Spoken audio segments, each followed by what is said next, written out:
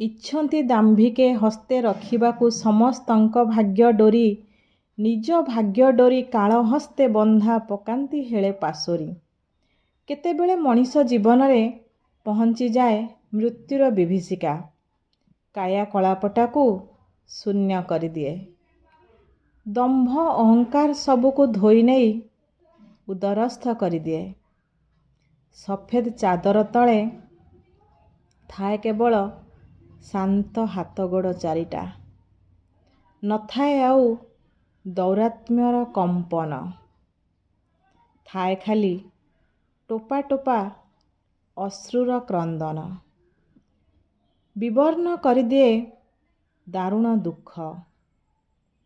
ଆଉ ଏ ବାଲିଘରର ଜୀବନ ନିମିଷକରେ ଲୀନ ହୁଏ ଅଗ୍ନିର ଲେଲିହାନ ଶିଖାରେ। ବନ୍ଧୁମାନେ, ଏଇ ତ ଜୀବନ। କେତେବେଳେ ଯେ ମୃତ୍ୟୁର କରାଳ ଲହରୀ ଏଇ ବାଲିଘରର ଜୀବନକୁ ଧୋଇ ନେଇଯିବ, ତାର ହିସାବ କାହାରି ପାଖରେ ନଥାଏ।